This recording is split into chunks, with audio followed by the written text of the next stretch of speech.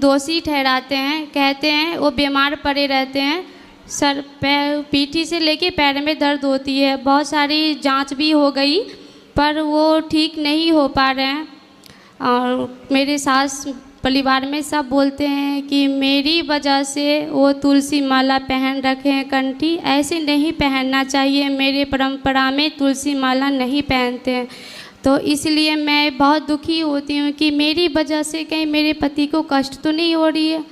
नहीं, कष्ट इसलिए हो रही है क्योंकि वो योग नहीं करते, योग वगैरह करें तो कष्ट ना हो। मैं योग के लिए भी बोलती रहती हूँ। तुलसी वगैरह तो सबको पहननी चाहिए, इससे और अच्छा ही होता है। आप योग करिए, अच्छा खान पान करिए, बीमार क्यों हैं डॉक्टर को चेक कराइए, ठीक हो जाएंगे, इसमें क्या है। इसलिए ये मेरे पे सब दोषी बनाते रहते हैं, मेरे से कोई खुश नहीं रहते हैं।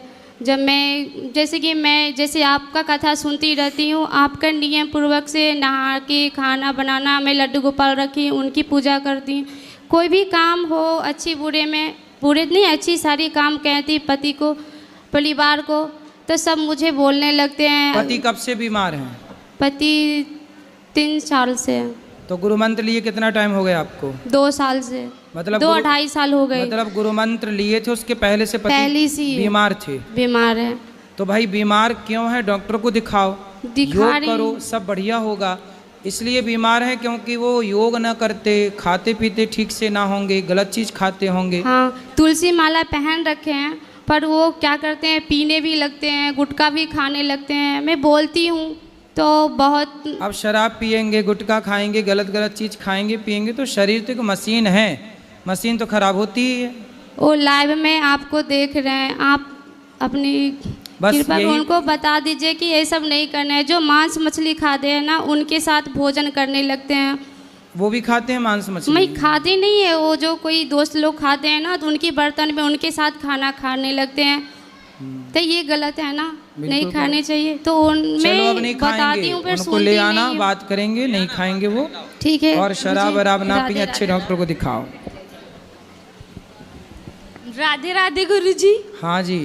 मेरे पापा पहले शराब पीते थे, अब नहीं पीते। पापा हैं कि पिताजी हैं? पिताजी। अब बताओ, शराब अब नहीं पीते? नहीं। अब क्यों नहीं पीते? क्योंकि आपसे मिल के गए। वाह, तो हमसे जो मिल लेता, देखो शराब वराब नहीं पीता, इसलिए शराब वाले हमसे परेशान हैं, शराब की कंपनियों वाले कि जो मिल लेता वो शराब ही छोड़ देता है। एक बार पापा को समझा दो, पापा मम्मी से लड़ते रहते हैं। कहाँ है पापा? पापा पीछे गए हैं। पिताजी पीछे गए हैं। यहाँ आओ, इनके पिताजी, ये झोला वाले आपके पिताजी हैं? कौन है? राजवीर। राजवीर हाजिर हो। राजवीर नहीं है, गए चाट पकौड़ी खाने। चलो। जय श्रीमान नारायण गुरु जी। लड्डू गोपाल को लेके आए हैं, उनको प्राण प्रतिष्ठा करनी चाहिए। करा देंगे अभी। और बेटी कहाँ गई, कथा सुनती है कि नहीं? हाँ, कथा सुनती है। कथा में आती है? हाँ। कहाँ है? ठीक है। पत्नी गुरु जी से घर में लड्डू गोपाल जी को रख सकते हैं, मतलब रख सकते हैं। ठीक है गुरु जी, राधे। खुश रहिए। जय श्रीमन नारायण गुरु जी। जी गुरु जी, मेरा सवाल ये है कि हम इस जीवन में आए हैं, हमारे जीवन में कई लोग शूर्पणखा का रूप करते हैं, कई लोग शकुनी का रूप धर के आते हैं, जो हमारे जीवन में हमें परेशानी कर देते हैं। कोई दुर्योधन बनकर आता है, तो मैं सामने से तो खुश रहने की कोशिश करती हूँ, जैसे कि दुर्योधन के बारे में महाभारत हो गया, उन्होंने युद्ध लड़के समाप्त कर दिया, पर जो महाभारत मेरे मन में चलता है उससे मैं कैसे पार पाऊँ? तब आपके जीवन में कौन आया दुर्योधन बन के? मैं उनका नाम नहीं लेना चाहती हूँ, कई लोग हैं। मैं ईश्वर मेरे साथ है, क्योंकि मैं नित्य बचपन से ही ईश्वर का नाम लेते रहती हूँ, पर जो भी आए हैं उन्हें सज़ा भी मिलते रहती है, लेकिन मैं अपने मन को शांत नहीं कर पाती हूँ। ऊपरी रूप से तो मैं काफ़ी खुश रहती हूँ, हंसी मजाक करते रहती हूँ, लेकिन अंदर भीतर ही भीतर बहुत बड़ा महाभारत चलते रहता है। उसके लिए मैं क्या करूं? कथा सुनते हैं? हाँ, सुनती हूँ। रेगुलर के कभी कभी? रेगुलर ही सुनती हूँ, मेरे घर में चलती रहती है।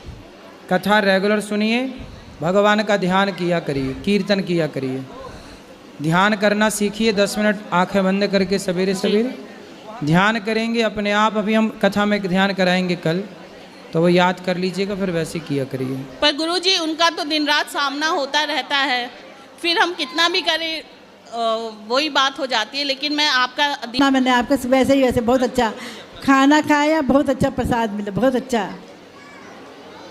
बताओ हम क्या सेवा करें, आपकी सवाल क्या है? अब इतना अच्छा लगता है कि मैं अपना सब काम छोड़ के आपको भागवत देखती हूँ पहले। अच्छा, घर में सब काम छोड़ देती हूँ, भागवत ही देखती हूँ पहले ही। सही है। कहीं जाना रहता है, कहीं बाजार मार्केट कहीं नहीं जा पाती, बस भागवत ही देखने मेरा नशा हो गया मुझे। इतना ज़्यादा नशा हो गया कि भागवत छोड़ के मैं कहीं जा ही नहीं पाती। राधे राधे राधे। इसके लिए गीत है, बिन पिए नशा हो जाता है, जब कथा सुनूं मैं रघुवर की।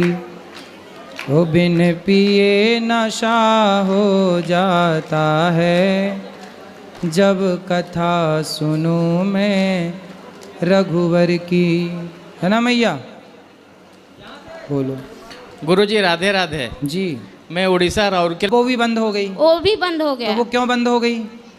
अब बोलते हैं जगह नहीं है, पुलिस वाले हटा देते हैं मार के, नहीं लगाने देते हैं। फुटपाथ चलने के लिए होता होगा ना, फिर दुकान लग जाती होगी तो चलने में दिक्कत होती होगी। हमारा अभी कुछ काम धंधा भी, अब मेरा पति ज्यादा पढ़े लिखे भी नहीं है, कुछ काम भी नहीं कर सकते। तो देखो पढ़े लिखे नहीं है इसलिए तो वो आई लव यू नहीं बोल पाते। हाँ, मैं भी तो नहीं पढ़ी हूँ, लेकिन दिमाग बहुत है मेरे पास। आपके पास बहुत दिमाग, सही है।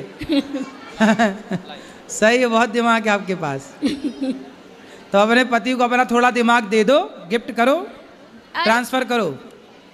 जब उनके दिमाग में घुसेगा तब ना, क्या करूं। तो आप ठीक है, उनका दिमाग आएगा, धीरे धीरे आएगा। थोड़ा मेरे बेटे का आशीर्वाद दे दो। राधे राधे गुरुजी। राधे राधे।